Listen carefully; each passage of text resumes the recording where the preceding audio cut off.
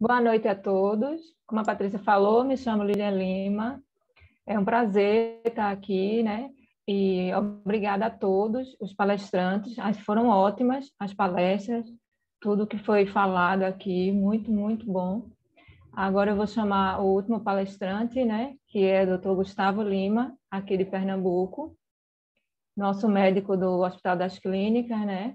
Ele é médico do ambulatório de gastro, titular da FBG e membro do GDIB, certo? E quero agradecer já a todos pela participação, certo? E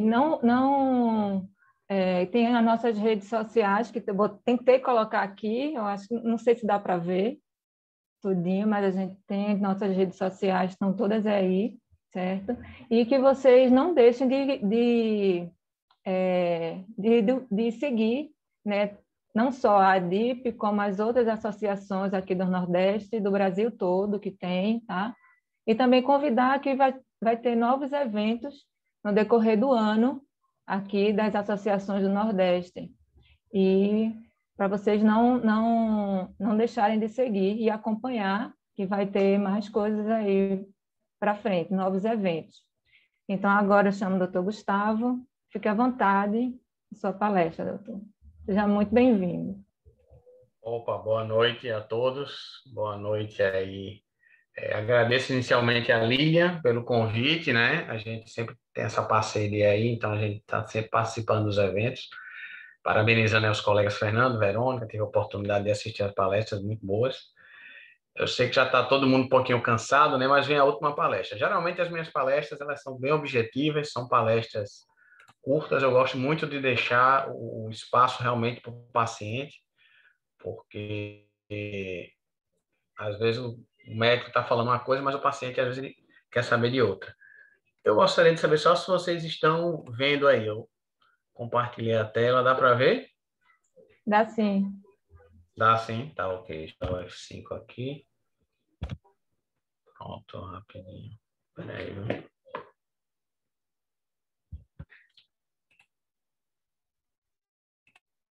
Pronto. Então vamos lá. Então a minha parte ficou aí como o tratamento convencional da doença de Crohn. Tá, joia? Então vamos falar um pouquinho desse tratamento convencional. Sei que já está todo mundo cansado, mas vamos dar uma respirada aí, vamos nessa. Bom, primeiramente, o que é o tratamento todo mundo entende, né? É tratar alguma coisa. Mas o que é um tratamento, o que é que a gente chama de tratamento convencional? Então, no dicionário, ele coloca que convencional é aquele que é de praxe, aquele que é consolidado pela prática. Isso aqui seria um tratamento convencional. Mas quando a gente usa esse termo tratamento convencional para doença inflamatória intestinal, nós estamos falando de medicações que não são biológicos, tá? Então, a gente sabe que o primeiro biológico foi o infliximab, ele surgiu em 1998, ele foi aprovado em 1998, mas a doença de Crohn ela foi descrita em 1932. Então, entre 1932 até 1998, a gente só tinha o tratamento convencional, que são as medicações que a gente vai falar um pouquinho delas. A partir de 1998, surge o biológico, e aí realmente a gente entra numa nova era do tratamento da doença. Então, nós vamos falar dessas medicações, que são a terapia convencional, que, apesar da chegada dos biológicos, não perderam espaço totalmente dentro do tratamento da doença inflamatória intestinal. Inicialmente, a gente teria, vamos falar um pouco dos derivados salicilatos, antibióticos, imunomoduladores e corticoide. Então, quando a gente está falando em terapia convencional, nós estamos falando dessas drogas. Vamos falar um pouquinho de cada uma, tá? Sem muitos detalhes. E a gente poderia começar com derivados salicílicos, como já foi comentado pelos colegas anteriormente. Bom, os derivados salicílicos, a grande utilidade dele é para retocolite ulcerativa, não para doença de Crohn. Sei que essa aula é sobre doença de Crohn, mas não tinha como não falar dos derivados salicílicos. Então, mas por quê? Por que será que essas medicações são tão boas para retocolite e não são tão interessantes para a doença de Crohn? Bom, os salicílicos, eles atuam apenas na mucosa do intestino. A retocolite é uma doença apenas da mucosa. A doença de Crohn é uma doença transmural. Ela é estenosa, ela dá fístula. Portanto, se eu trato só a mucosa, o paciente pode até melhorar da diarreia, pode até melhorar a dor, mas a doença pode continuar progredindo sem a gente estar enxergando.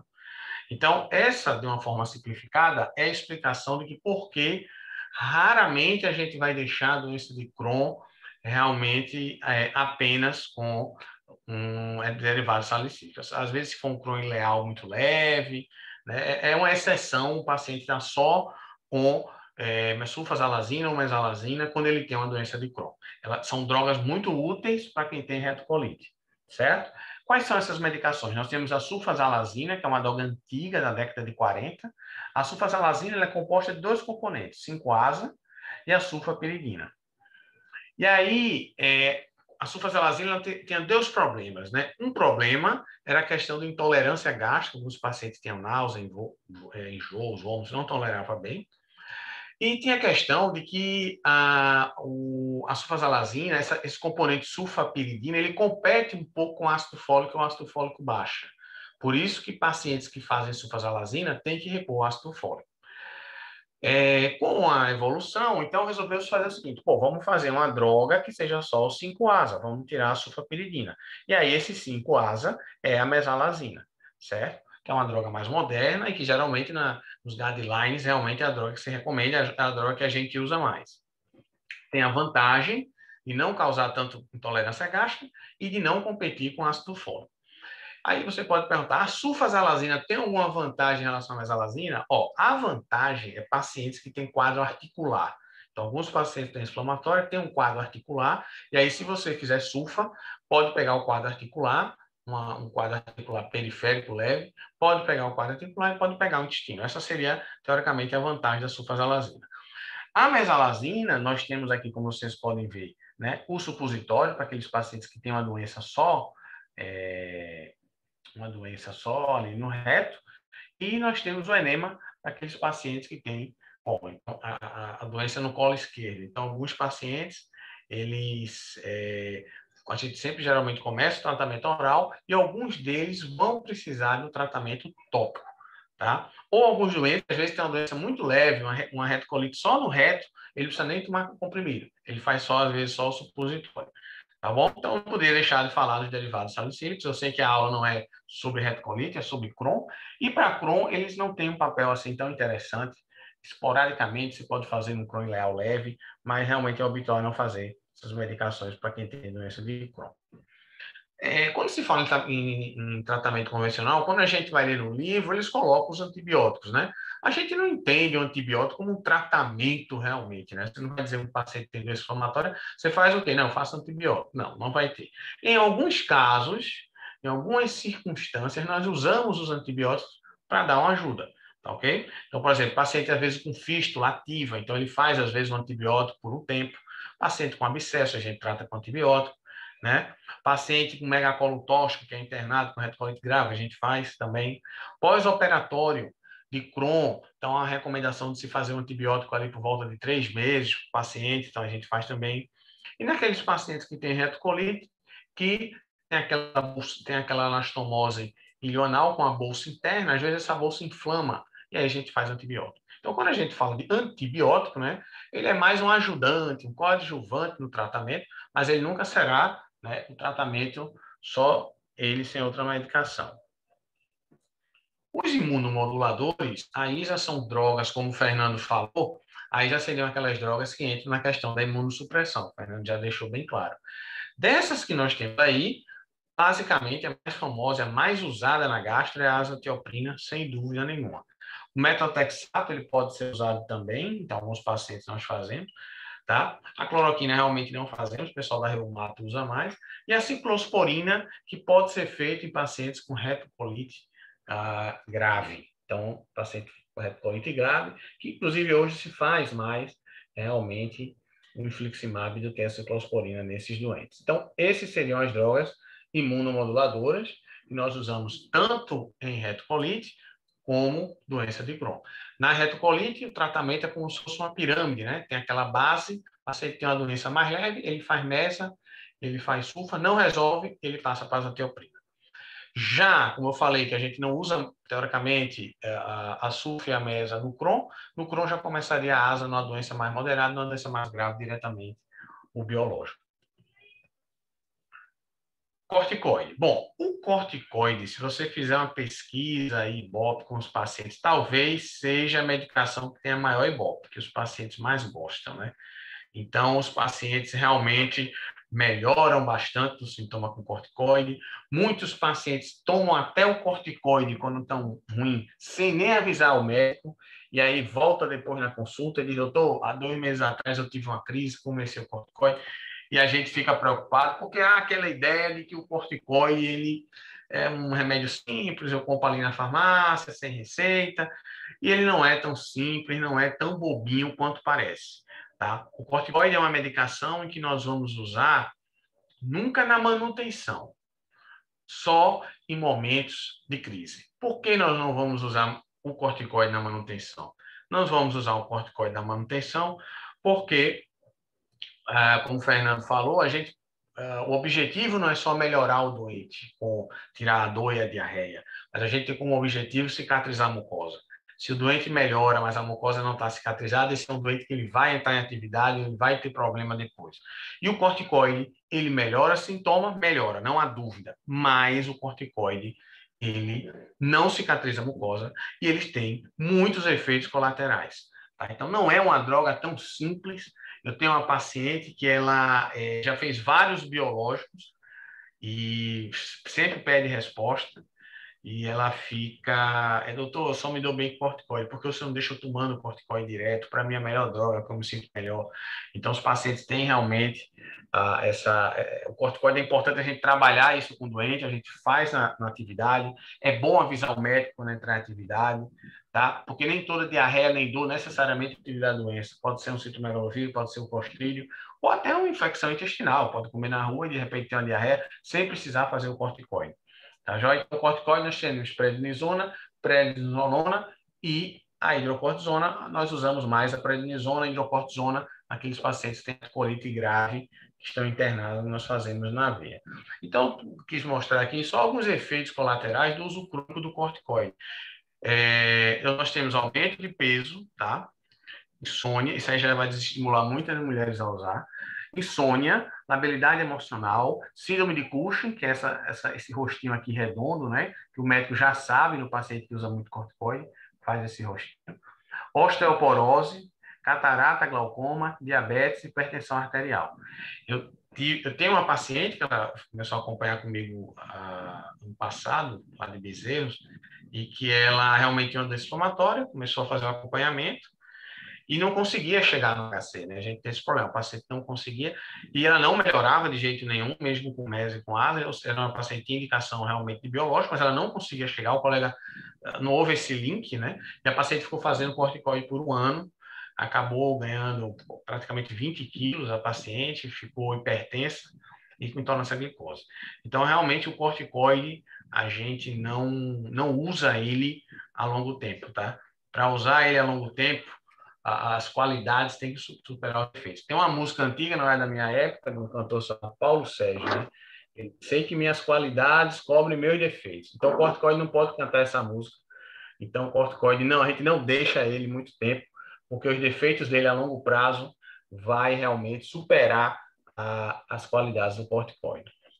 Pois bem, da parte medicamentosa, eu procurei falar um pouco mais resumido, já imaginando que o pessoal já falaria antes, já imaginando que vocês também já estariam bastante cansados, e também eu gostaria de dar uma ênfase um pouco proativa, né? Às vezes o paciente ele não tem muito como discutir a conduta com o médico, porque a doença inflamatória ela é muito específica, né? Vocês sabem que na cidade de vocês, poucos médicos vão fazer doença inflamatória, não é verdade? Então, exige realmente um nível de conhecimento, de especialização muito grande. Obviamente, os pacientes leem, mas mesmo assim há há um gap muito grande. Né? É como eu estar no avião, o avião começar a dar um problema, e eu vou bater na porta do piloto e vou dizer para ele o que é que ele vai fazer.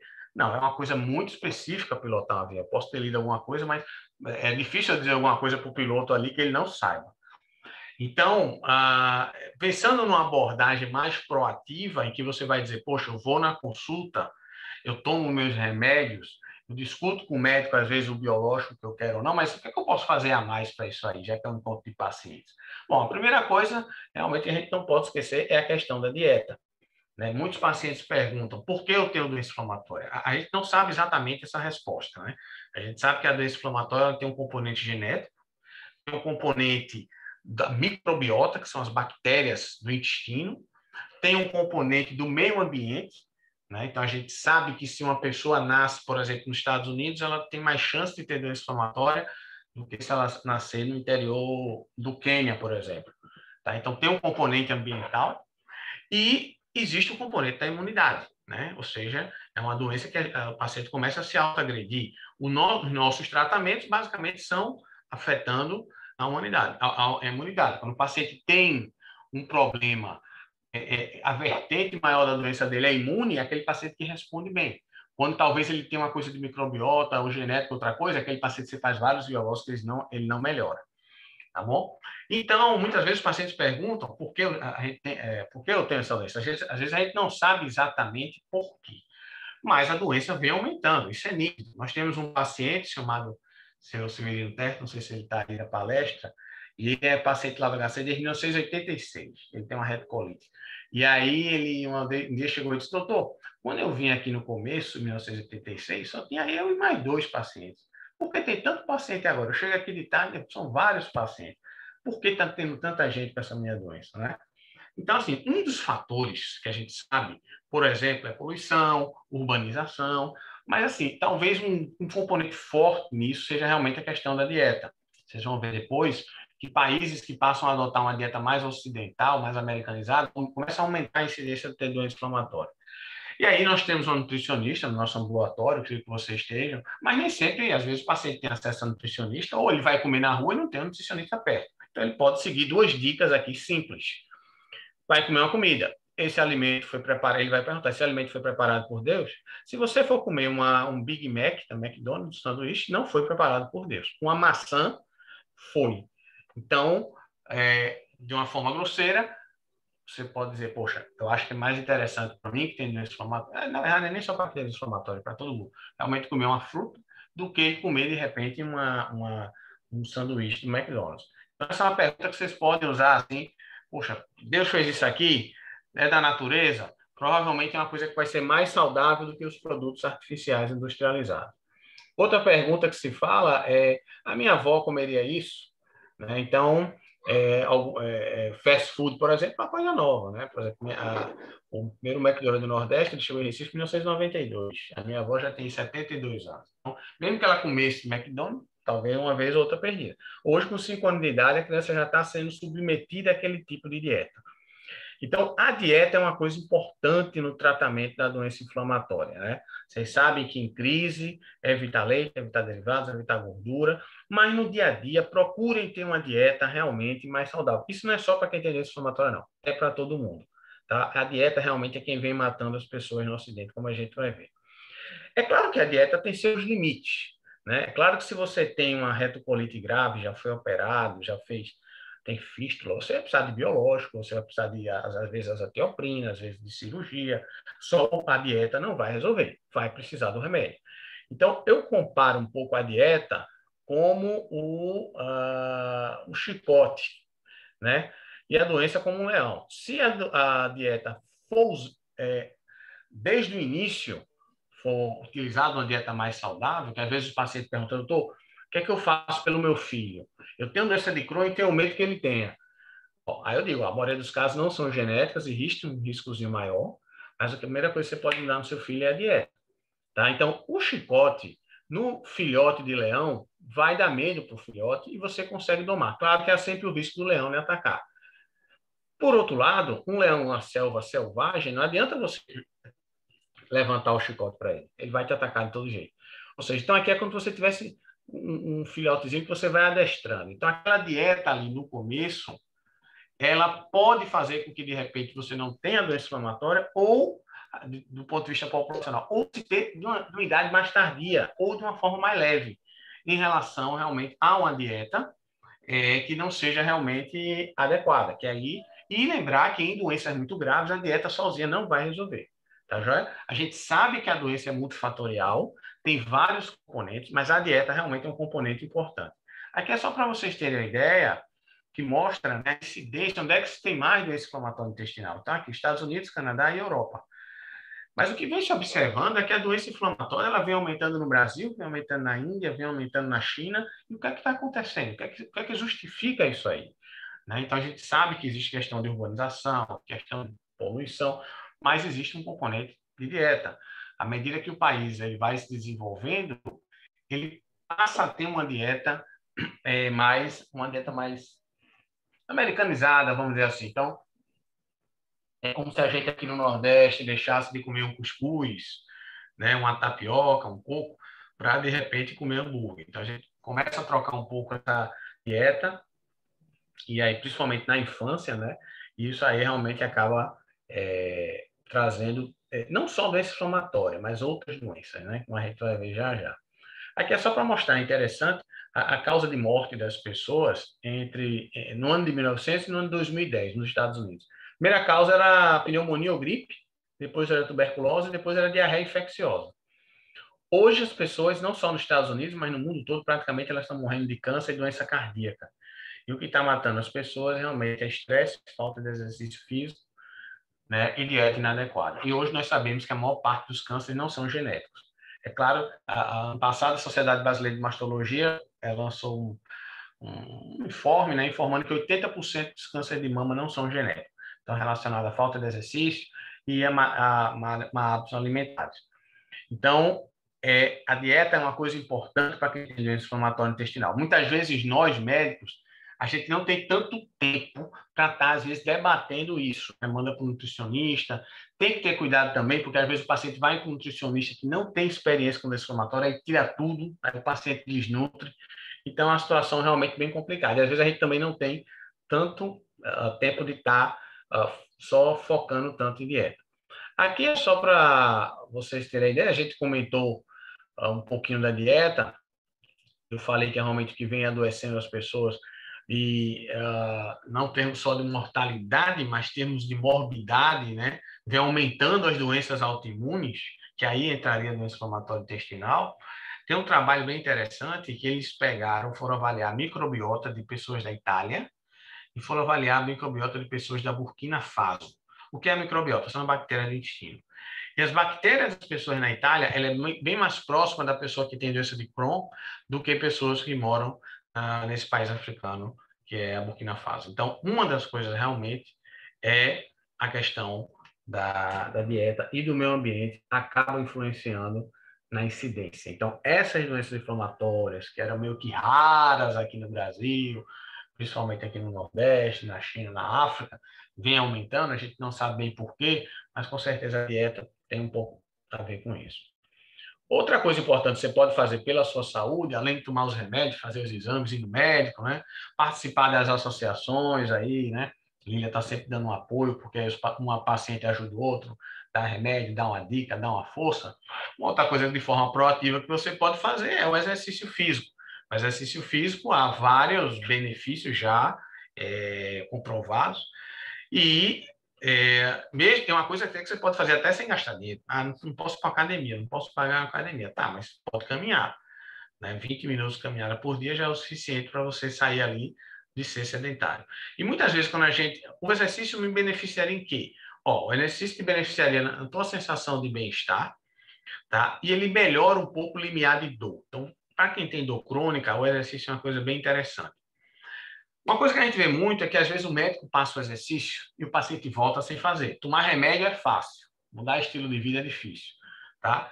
Mas por que é tão difícil começar o exercício físico? Então, tem um livro bem interessante que é O Poder do Hábito, e nesse livro ele dá uma explicação que é a seguinte: o nosso cérebro, ele tem 5% do nosso peso, 5%, mas ele consome 25% da energia. Ele consome muita energia, principalmente a parte mais superficial, que é a parte que a gente pensa, a parte cortical. Então, tudo que o cérebro pode fazer para economizar energia, ele faz. Então, se você vai aprender a dirigir um carro, você vai pensar muito como é que dirige aquele carro. A força que você faz, olha de um lado, olha do outro, está pensando, mas à medida que você vai dirigindo, aquilo vira automático. Então, a pessoa que é acostumada a dirigir, ela não está mais pensando em dirigir o carro. Aquilo ali saiu do nível cortical, que gasta muita energia, para o gânglio da base, que é um nível mais de menor gasto energético, mais primitivo, vamos dizer assim. E aí essa pessoa vai ficar dirigindo ao contrário, já está pensando em outras coisas, vai ficar dirigindo sem pensar. Então, quando você vai querer começar uma atividade física, obviamente, e vai haver uma resistência do próprio cérebro em relação àquilo, vai sair da rotina, vai gastar energia, vou ter que ir para a academia, aprender e tudo mais. Então, é necessário um tempo para que você se adapte àquela rotina até que o seu cérebro automatize. Os trabalhos científicos colocam por volta de 21 dias. Na verdade, essa regra dos 21 dias, ela é regra de um trabalho americano com pessoas amputadas para se acostumar a usar prótese. Na minha experiência, eu acho que seria pelo menos 3 meses. Então, vamos supor que você quer acordar cedo para fazer caminhada e você vai acordar com preguiça, provavelmente por 3 meses. A partir daí, você já vai acordar e já vai ser uma coisa automática. Então, se alguém aqui faz exercício, sabe do que eu estou dizendo. Você já vai fazer exercício, não tem preguiça. Você automaticamente já faz. Um dia desse, a minha mulher disse, você nunca tem preguiça para nadar, até quando está chovendo você vai. Porque é uma coisa automática. Eu não paro para pensar se ir para natação é bom. Eu já vou direto. Tá? Então, o exercício, o paciente tem que entender que é importante e tem que entender que no começo é difícil, sim. Né? Vocês costumam ver em academia, né? Eles fazem aquele plano, pague um ano. Por que ele faz aquele plano? Porque ele sabe que a maior parte das pessoas vai começar aí e vai deixar. Então, você tem que ter na cabeça que aquele começo, tá? Aqueles primeiros 3 meses, realmente você vai ter que ir até você automatizar, ficar no automático, e aí você não vai ter preguiça, tá? Mas a gente não pode negligenciar o exercício físico. Outra coisa importante é a questão do estresse, né? É uma coisa... A gente já sabe que pacientes com doença inflamatória intestinal são pacientes mais ansiosos, pacientes mais estressados. A própria doença estressa a pessoa. Imagina você tem que sair, vai viajar e, será que lá tem um banheiro bom? Não tem. Então não vou. É uma festa no sítio. Não vou, o banheiro não é bom. Ou seja, isso aí começa a trazer consequências. Então a gente sabe que o eixo cérebro-intestino é uma via de mão dupla. O cérebro ele tem 90% da serotonina, que é o hormônio da alegria, e ele tem 100 milhões de neurônios.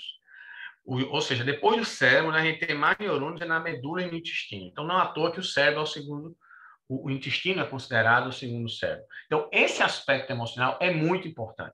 Tem um trabalho de Chicago, do Dr. David Rubin, ele mostrando que pacientes que têm um diagnóstico começam a ter sintomas de inflamatório intestinal, um percentual interessante, 5 anos antes, o paciente já começa a ter ansiedade, depressão, e depois aquilo acaba desaguando lá na doença inflamatória. Então, esse é um aspecto muito importante. Infelizmente, lá no Hospital das Clínicas, nós não temos um psicólogo no nosso ambulatório, um psicólogo especializado, nem um psiquiatra realmente especializado, porque é um fator muito importante. A gente vê causa de crise, causa de problema por estresse, certo? Então, às vezes é um divórcio, às vezes é uma perda de emprego, e o paciente aí descompensa a doença realmente passa a piorar. Esse aspecto emocional, ele é muito importante, tá? Então, infelizmente, na nossa cultura ocidental, a medicina não valoriza muito isso, trata como algo menor, mas não é. Se você olhar, 90% da nossa genética, nosso DNA, do homem, é 90% igual ao macaco.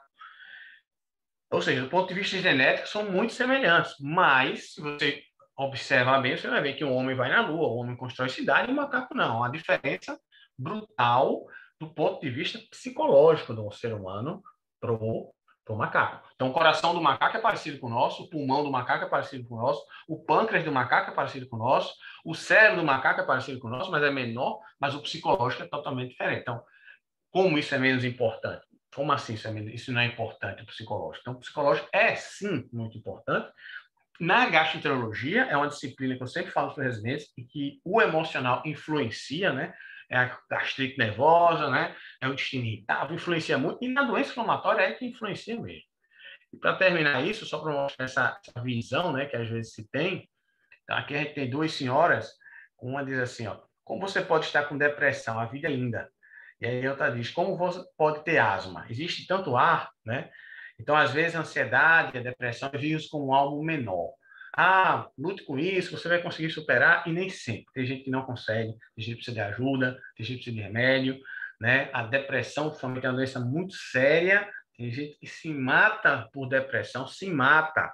Veja, como é que isso não é sério, não é verdade? E a gente sabe que os nossos pacientes, eles vão ter, pela simples doença, pela essa comunicação do intestino, maior risco de ter alterações psicológicas, sem contar o sofrimento que a própria doença traz. Então, o último slide, todo mundo já está cansado. Eu gostaria de deixar as mensagens finais. Quem não está cansado aí, não conseguiu prestar atenção direito, ou ficou no WhatsApp, pelo menos preste atenção nesse último slide, tá bom?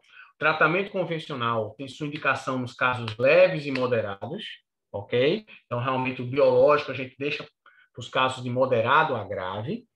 O corticoide não deve ser usado na manutenção. Eu sei que ele é o queridinho aí dos pacientes, mas a gente não deve fazer na manutenção. E não comece em corticoide sem falar com o médico de vocês, tá bom? Porque, eu já falei para vocês aí, o corticoide tem pode dar muitos problemas para o doente.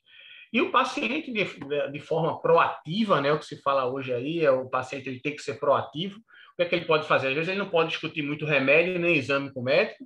É como eu falei, né, que eu discuti com o piloto de avião o que é que ele vai fazer.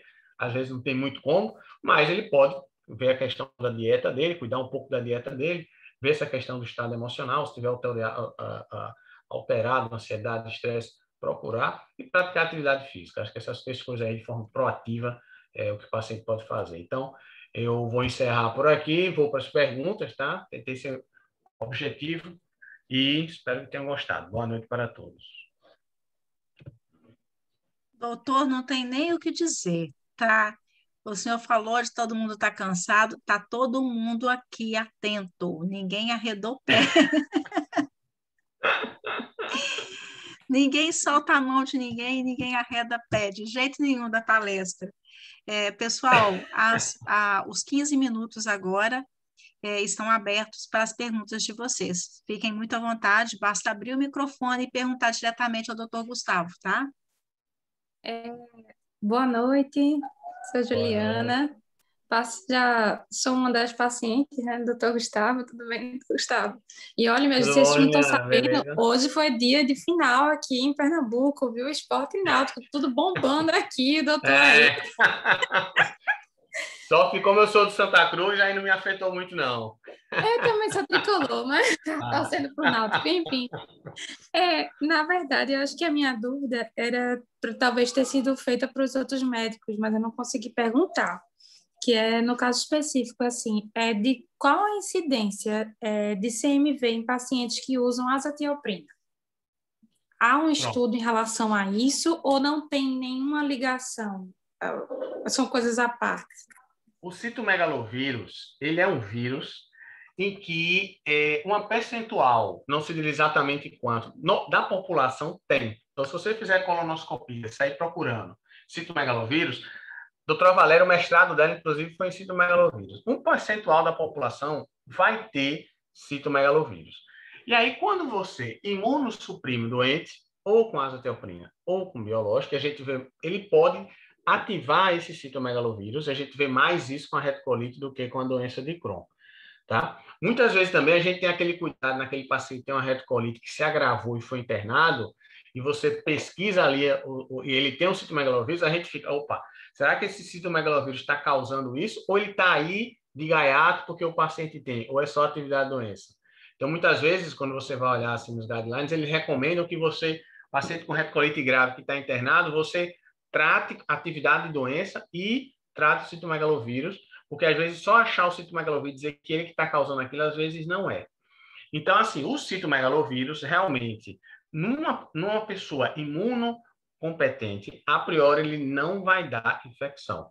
Ele só vai dar, realmente, pacientes fazendo imunossupressor ou fazendo biológico. A gente também pode encontrar o citomegalovírus da pessoa que pode até estar fazendo biológico, imunossupressor, acha o citomegalovírus e não tem nada. Ele está ali, baixou um pouquinho a imunidade, mas ele não causa sintomas. Então, o fato de ter citomegalovírus é um dilema, às vezes, que a gente tem. A gente achar o citomegalovírus, mas, teoricamente, você não precisaria tratar. Tá? É um pouco complicado. Mas, então, assim, o citomegalovírus, ele tem um percentual razoável de pessoas que são imunocomprometidas. Não sei se responder a pergunta. Não sei dizer exatamente o percentual. Respondeu sim, obrigada. De nada.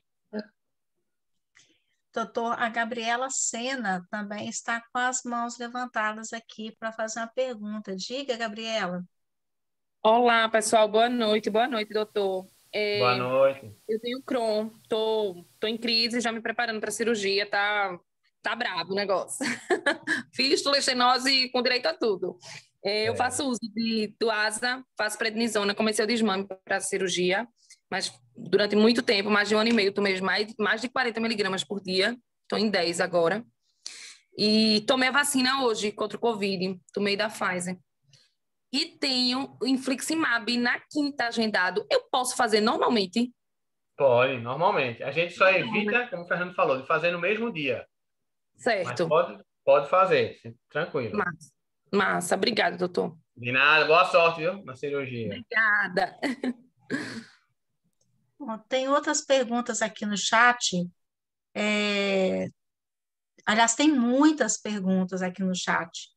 E eu vou pedir a todos, até mesmo para humanizar, para ficar mais quentinho o nosso ambiente virtual, vou pedir para que, um por um, abra o microfone e faça perguntas diretamente ao doutor Gustavo.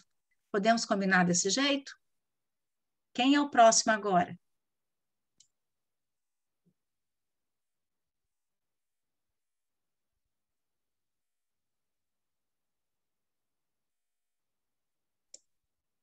Olha, pessoal, que tem as perguntas aqui no chat, mas nós estamos esperando vocês abrir o microfone para fazer as perguntas para o doutor Gustavo.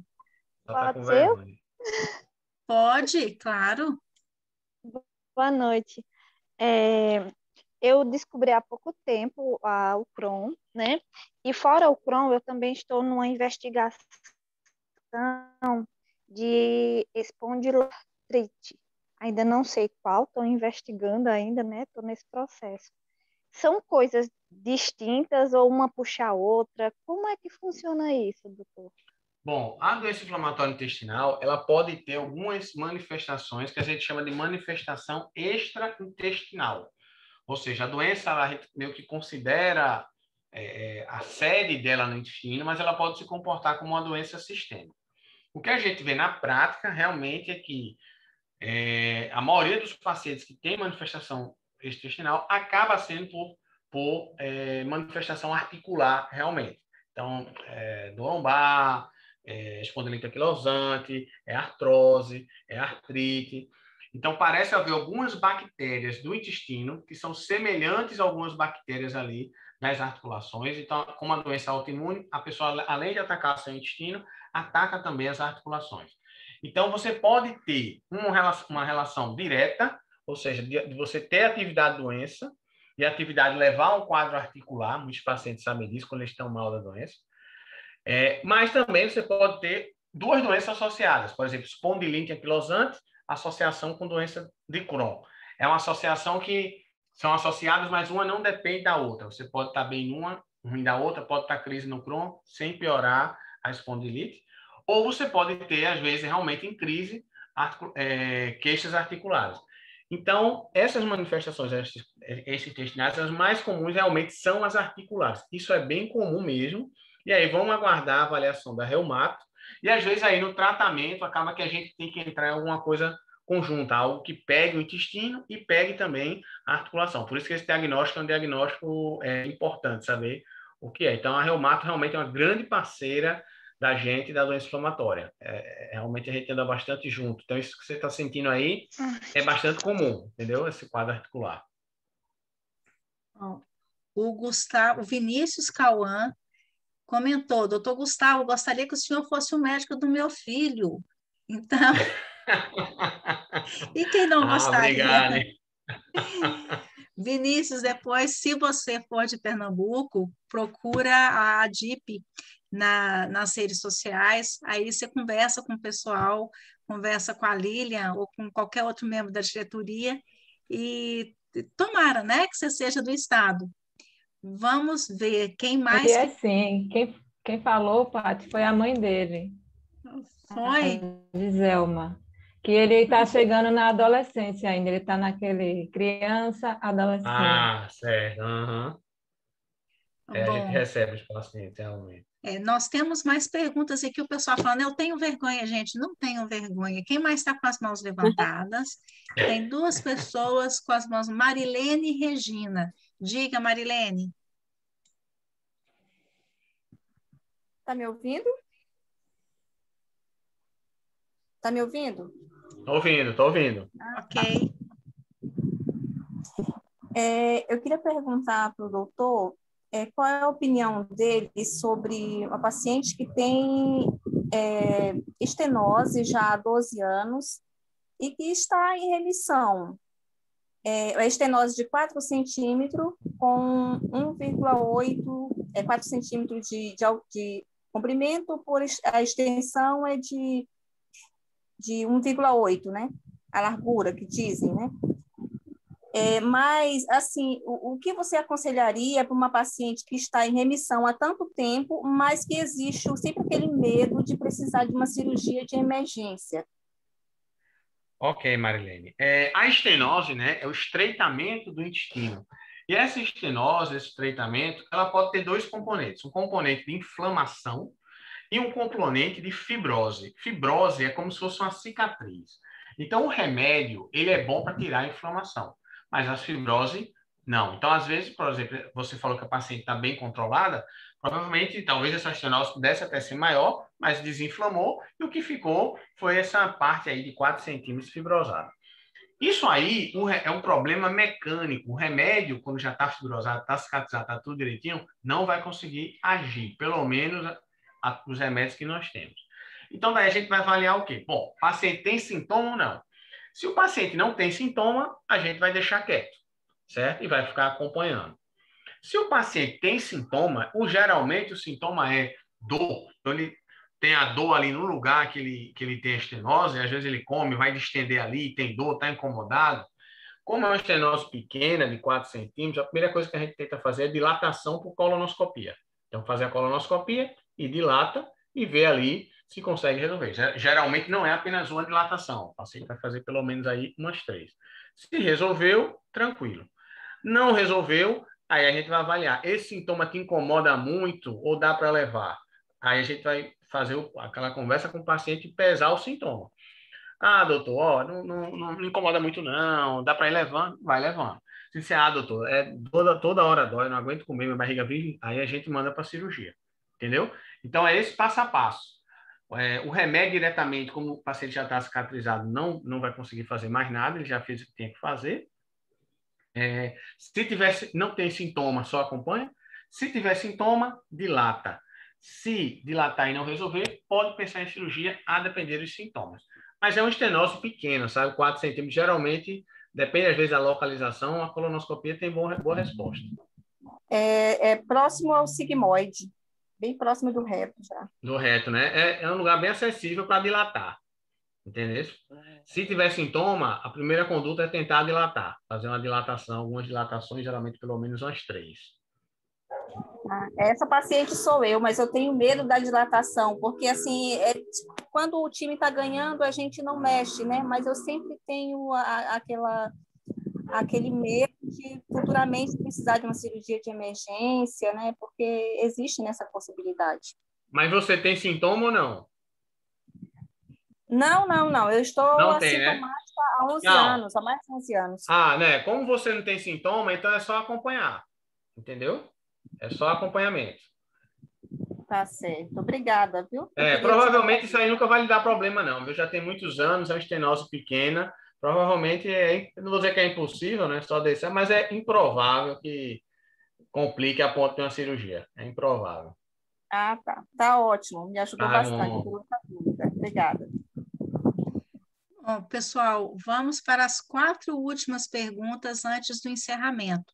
Pela ordem aqui, a Regina, Ivanise, o Mariton e a Maria do Socorro, tá? Regina, por gentileza.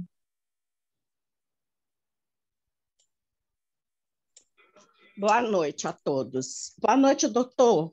Boa noite.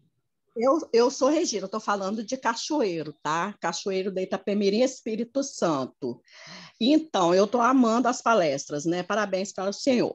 Deixa eu falar uma coisa. Essa colega aí que falou agora há pouco, Foi muito bem. Até o que ela falou estava me ajudando, né? A explicação que o senhor passou. Mas eu tenho um probleminha nas articulações, tá?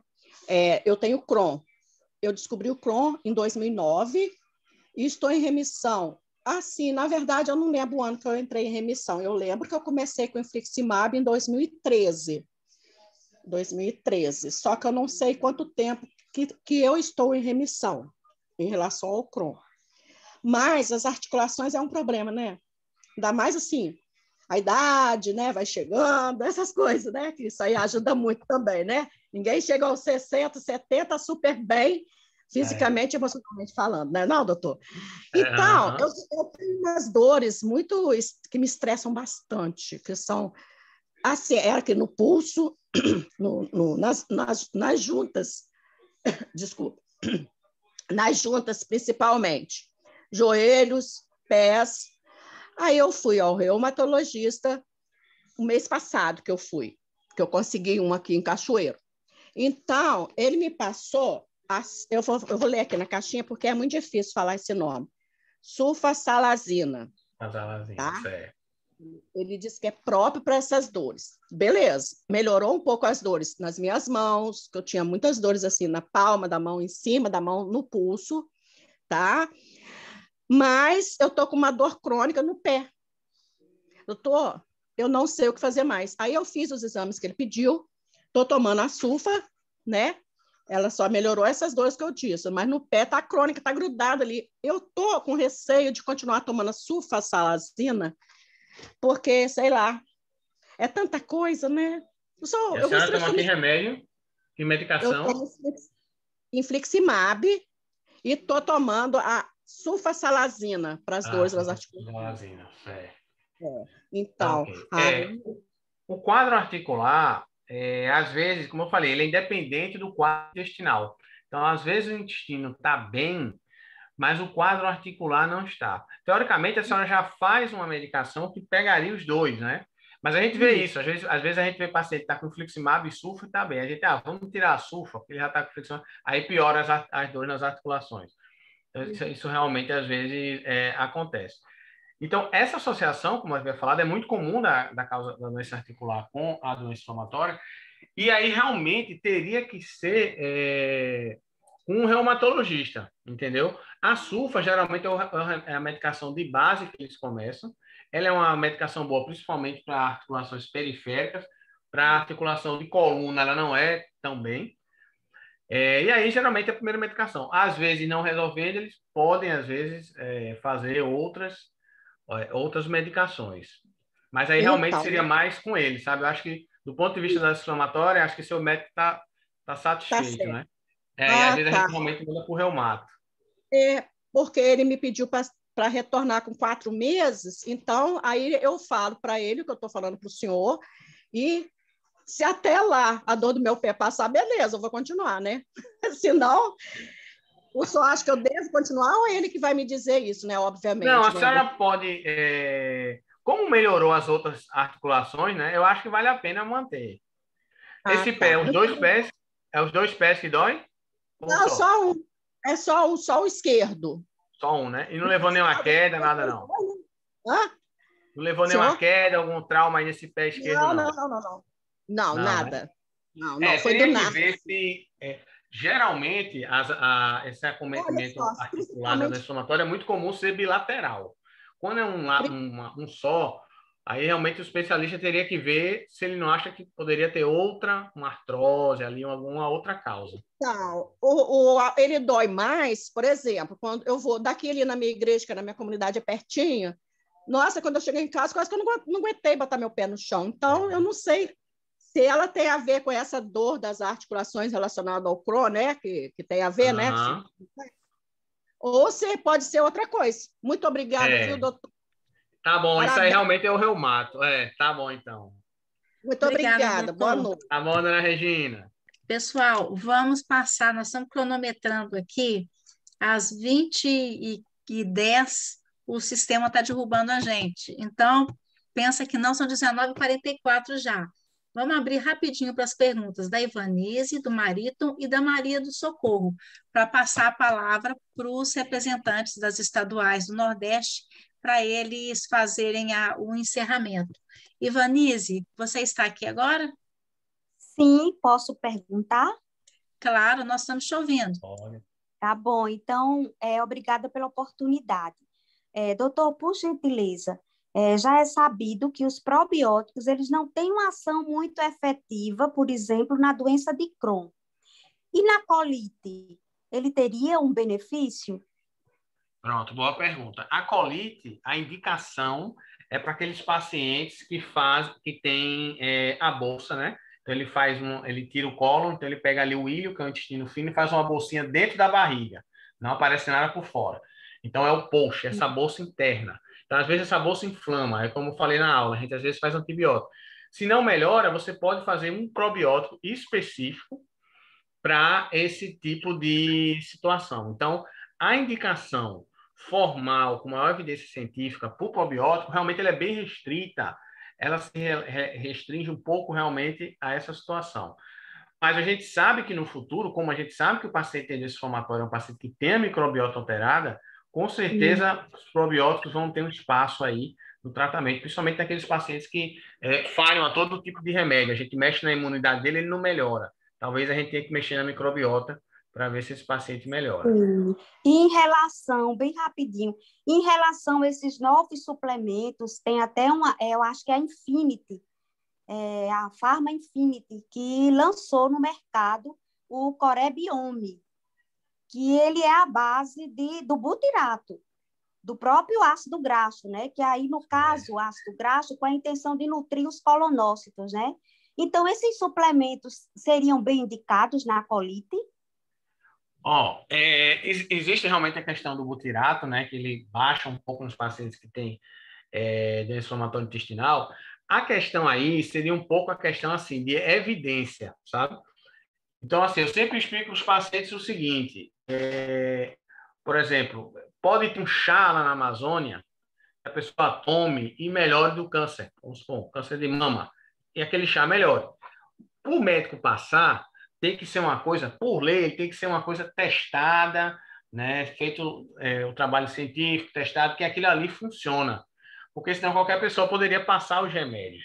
E aí poderia dar muitos problemas de saúde pública. Então, o fato de não ter evidência, às vezes, não quer dizer que não funciona, mas às vezes demora um pouco para aquilo ali realmente chegar no mercado. Então, realmente eu nunca ouvi falar assim, guideline sobre o uso do butirato nos pacientes, mas eu já vi questão de fisiopatologia que realmente ele cai, e aí provavelmente pode até ter estudos assim de laboratórios que estejam usando, mas na prática clínica realmente a gente ainda não utiliza. Ok, obrigada. Nada. Doutor, só aproveitando aqui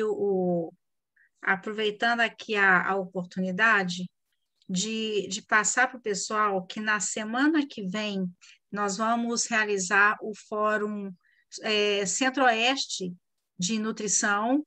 E só para passar a programação rapidinho aqui para vocês, na sexta-feira, 8 horas da noite, nós teremos uma palestra da doutora Lana Claudinez dos Santos, sobre nutrição e microbiota intestinal.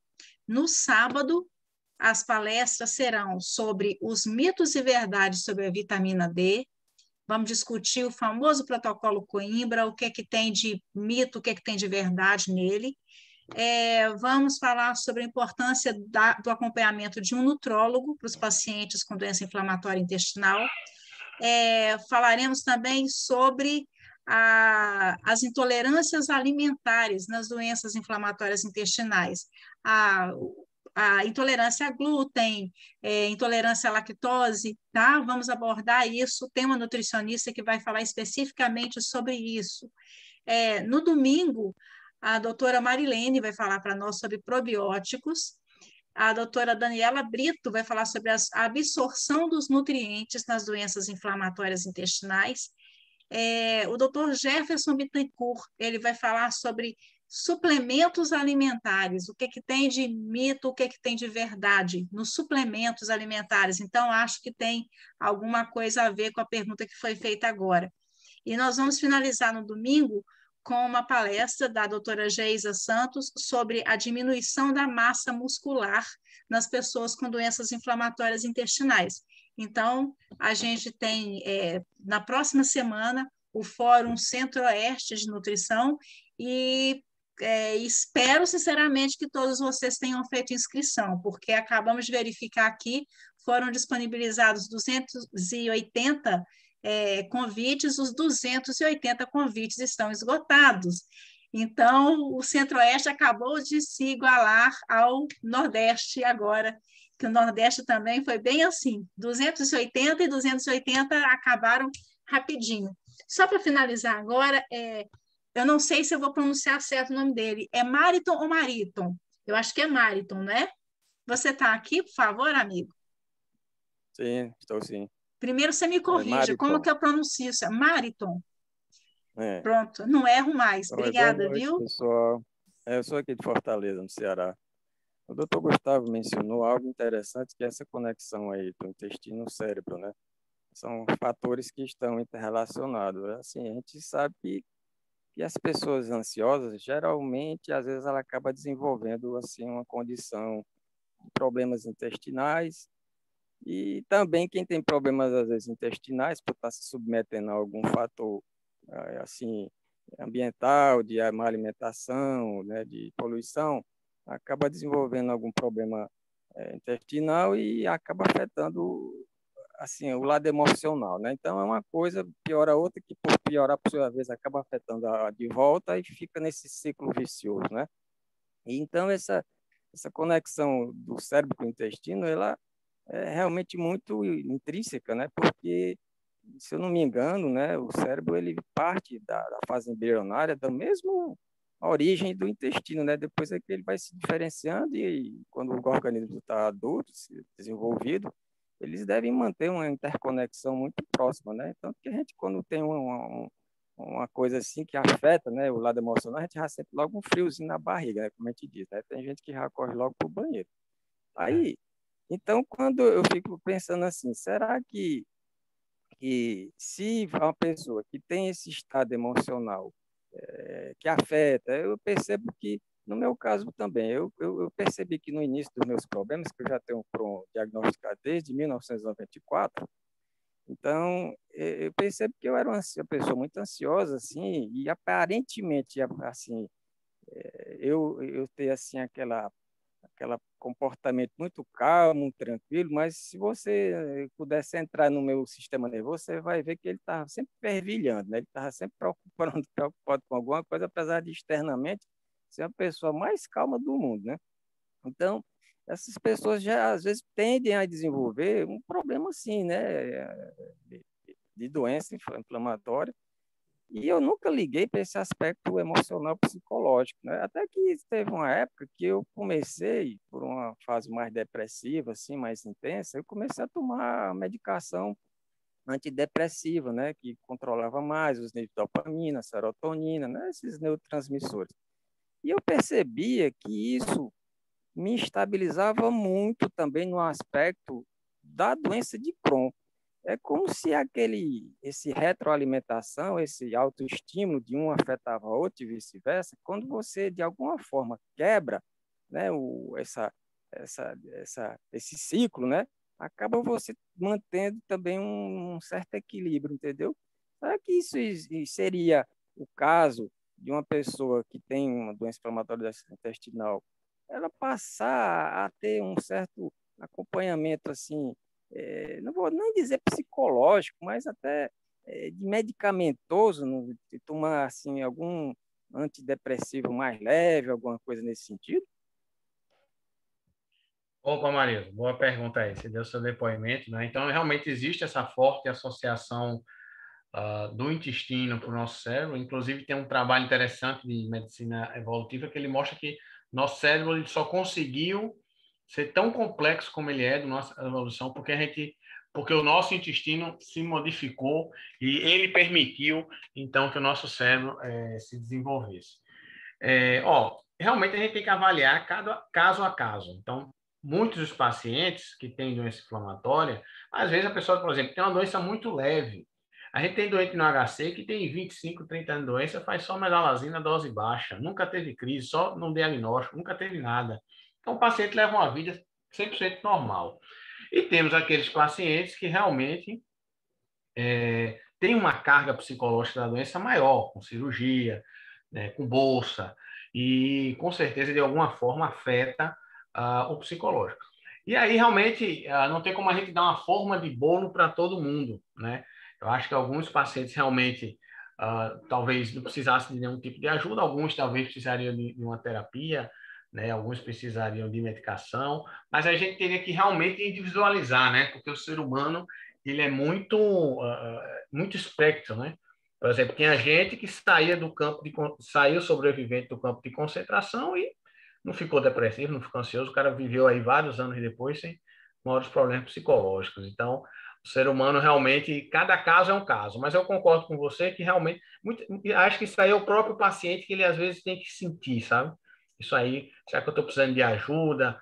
Vai na associação, fala com alguém, fala com um colega ali no corredor, algum amigo, desabafa e tenta ver, e aí fala com o médico, e aí a gente pode avaliar o caso. Não é a especialidade do gastrologista, mas a gente é acostumado a ver esses sintomas, né, de ansiedade, depressão, e às vezes a gente pode começar uma medicação ou pedir para um profissional ver o tratamento mais adequado, às vezes uma terapia, às vezes medicação. Então, realmente, cada caso é um caso. Mas muito boa aí seu depoimento, bem interessante. Tá bom, muito obrigado, então. Obrigada, doutor. Maria do Socorro, vamos só para encerrar a sua pergunta. Você está aqui, Maria do Socorro? Tá ali.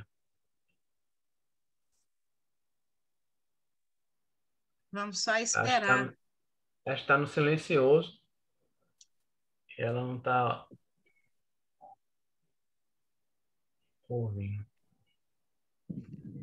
Oi, boa noite. Boa noite. Oi, doutor Gustavo, todo mundo, boa noite a todos. Eu estou assim, um pouco preocupada em relação ao seguinte, eu tenho Crohn desde 2003, mas assim, ultimamente agora, eu tomo sulfa e tomo metrotexato, fora outras medicações, como o ácido fólico, outros para gastrite, e etc, etc.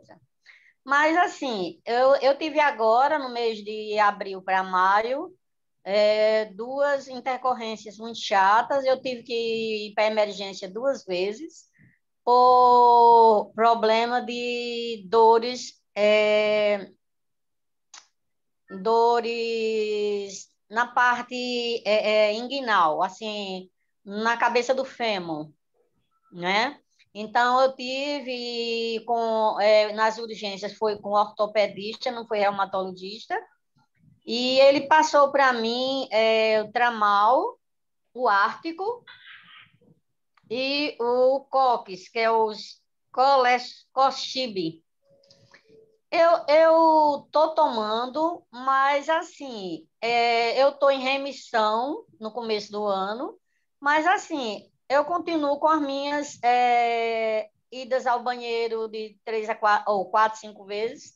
E assim, eu tô com medo um pouquinho se isso tem alterado, se tem alguma interação com as medicações que eu tomo, se isso pode me prejudicar ou não com essas medicações que eu estou tomando. Eu estou com a hérnia inguinal e mais essas dores. O senhor falando aí sobre exercícios e eu rindo aqui comigo. Meu Deus, como eu queria poder caminhar. Eu estou mal fazendo as coisas em casa, me levantando pouco, porque eu estou sem aguentar de dor por conta da... Acusou na tomografia, na ultrassom, em tudo que eu fiz. Acusou que eu estou com inflamação, uma hérnia inguinal, aqui na perna direita, e no mesmo local acusou que eu estou com artrose e bursite no fêmur.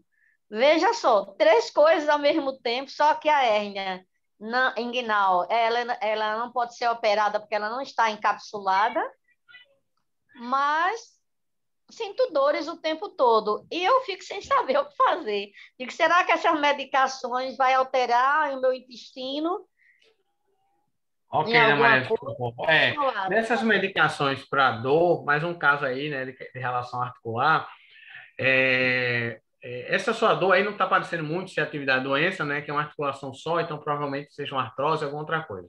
O tramal, ele não tem problema nenhum. O que a gente pede cuidado são realmente com os anti-inflamatórios, que a gente sempre evita.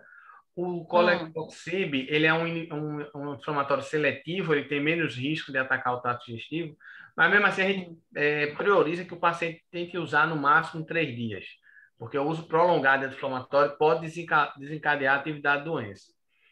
Então, seria o anti-inflamatório por 3 dias e o tramal pode usar. Alguns pacientes realmente que têm quadro articular ficam até impossibilitados muitas vezes de fazer atividade física.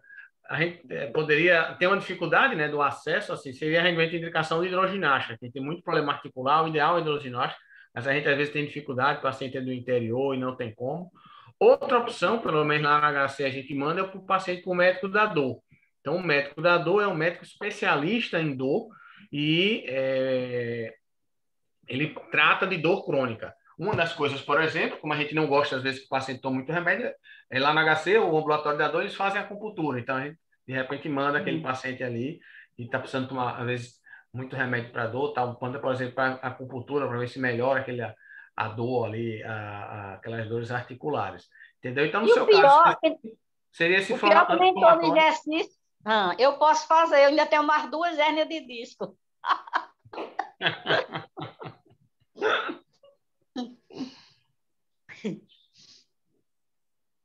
Sim, aí o que o senhor estava falando, desculpe Não, que às interromper. vezes a gente manda o paciente com dor crônica para o médico da dor, que é um médico especialista em dor, entendeu? Essas dores articulares, né? Aí pode ser se o reumato, o paciente ele persiste tendo dor refratária, às vezes vai para o médico da dor. E aí pode tentar, por exemplo, a acupuntura, que é uma coisa para tentar tirar a dor sem usar remédio. Mas o nosso medo maior é só o anti-inflamatório. Tentar fazer no máximo 3 dias, entendeu? As outras medicações que a senhora falou aí é tranquilo. E esses aqui não são anti-inflamatórios, não, né? Não, o colecoxib que a senhora falou, ele é. O tramal não. O colecoxib é. Então, tenta fazer no máximo 3 dias. É um anti-inflamatório específico. Mas ele mandou é usar um por dia. Ele me deu 2 caixas para usar um por dia. O colecoxib? Sim. Não, esse aí é muito tempo. A gente pede para fazer no máximo 3 dias. Porque é inflamatório, sabe? Mesmo esse aí que agride menos o intestino, mas pode dar atividade doença. Nossa Senhora. Tá certo, muito obrigada. Tá bom, de nada. Melhoras, hein? Obrigada. Tá joia. Muito feliz em rever o senhor aí. Também. As palestras foram maravilhosas. Muito obrigada a todos. Doutor Gustavo e a todos os presentes, muito obrigada. Doutor Gustavo, não tenho como agradecer, em nome de toda a equipe da DI Brasil. E esse é o evento da região Nordeste. Só foi possível a realização desse encontro graças ao empenho do pessoal de Alagoas, do Ceará, do Maranhão, do Piauí, da Paraíba, de Pernambuco, do Rio Grande do Norte. Então, nada mais justo e que eles façam esse encerramento hoje. Nós estamos aqui na DI Brasil para dar suporte, mas nós somos coadjuvantes nessa participação tão linda que é a organização que eles fizeram. Muito obrigada e passo a palavra para vocês.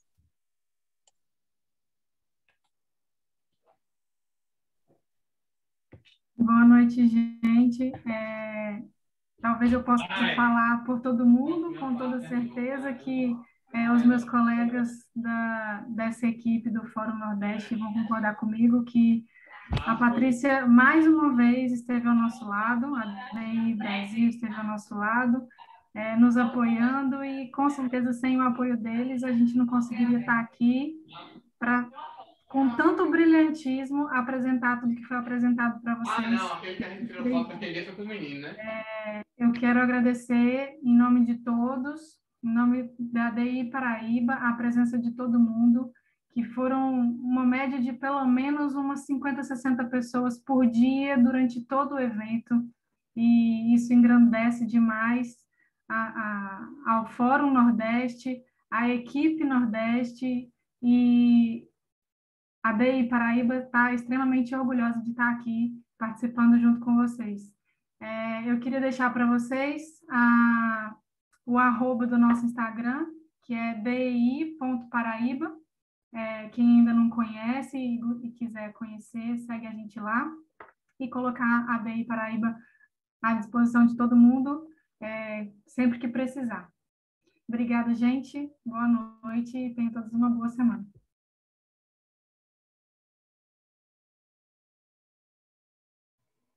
Boa noite, gente. Eu também quero agradecer por esse evento, por esse fórum.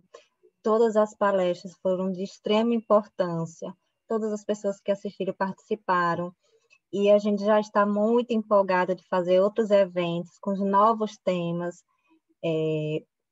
e que a gente possa cada vez mais se unir em prol, sim, dos pacientes, que somos todos, que sabemos das dificuldades, que sabemos que não é fácil quando envolve tudo, todo o setor público, os pacientes do interior, de tudo, tá? De todas as dificuldades. Eu também quero colocar à disposição.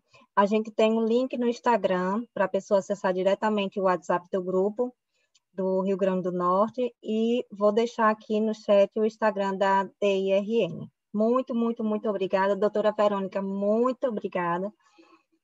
Patrícia, não sei como agradecer, que me incentiva muito, toda vida que eu digo que vou desistir, que não quero mais participar, e ela está ali comigo toda a vida, me incentivando, que diz que realmente as coisas vão para frente, se pelo menos uma pessoa quiser que as coisas aconteçam. Também fico muito emocionada. Obrigada. Volto aqui para falar, né? Já tinha agradecido antes de chamar o doutor Gustavo, mas estou voltando aqui para agradecer novamente a DI Brasil, a todas as associações aqui também do Nordeste, que esse foi o primeiro evento com o Nordeste em si, né? E que a gente não vai deixar de fazer novos eventos. Então, que vocês, pacientes, não deixem de seguir as redes sociais das associações do seu estado ou das outras associações também, que é muito importante, certo? E agradecer a todos os palestrantes, as palestras foram muito boas, engrandeceu bastante nosso conhecimento, né, sobre a doença em si, vacinas principalmente, que está em alta, né, agora. E eu só tenho a agradecer mais uma vez a todos que participaram. Muito obrigada. Eu queria falar em nome da AMAD, né, do Maranhão. Queria agradecer a todos os participantes, queria agradecer a DI Brasil pela oportunidade, dizer para a Patrícia, né, parabenizar a Patrícia, porque a gente sabe o quanto é difícil para uma estadual organizar um evento. Imagine uma nacional. Então, assim, vocês realmente estão de parabéns, ótimas palestras, ótimos palestrantes, a participação de todas as associações. Então, é só isso. A AMAD agradece, em nome da AMAD, eu estou aqui para agradecer a DI Brasil por essa oportunidade.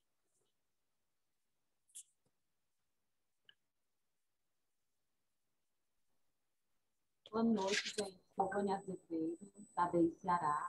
Gostaria de fazer as minhas palavras, as palavras de todas as nossas amigas, colegas que falaram, presidentes das associações do Nordeste. Dizer que nosso muito obrigada, não poderia deixar de falar no nome da Patrícia, DI Brasil. Nosso muito obrigada à Patrícia e a toda a diretoria da DI Brasil, a todas as estaduais, e gostaria de deixar aqui o convite.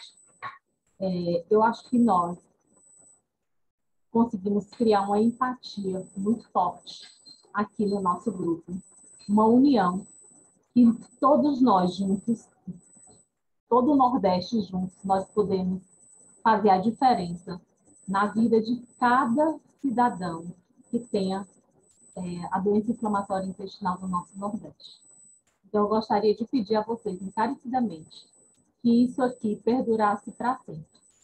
Para sempre, nós somos todos principiantes. Mas eu acho que uma coisa nós temos em comum, é o amor à causa. Para vocês todos, muito obrigada. E boa noite a todos. Prometi que não ia falar muito, viu?